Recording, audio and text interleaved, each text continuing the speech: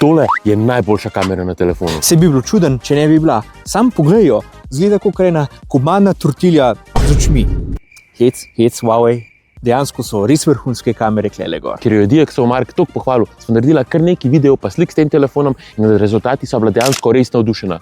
Tudi video naj je ful presenetil. Slike so res čiste in polne detajlov, vidi se, da tale 50 megapikslov velik senzor odlično opravi svoje delo.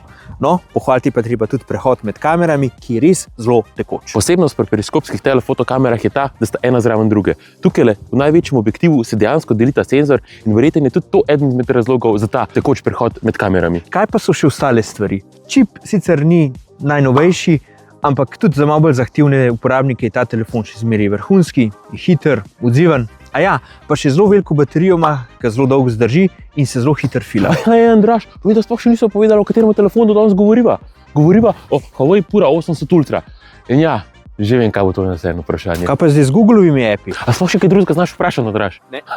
Ok, no, določene aplikacije lahko zloadate na App Galleryju. Recimo, če hočete zloadati Google Drive, vam ponudi zloadati zraven še microG storitve, kar pomeni, da lahko dodatne aplikacije potem še naknadno zloadate. Sam ne deluje pa to v 100% primerih, a ne Davor.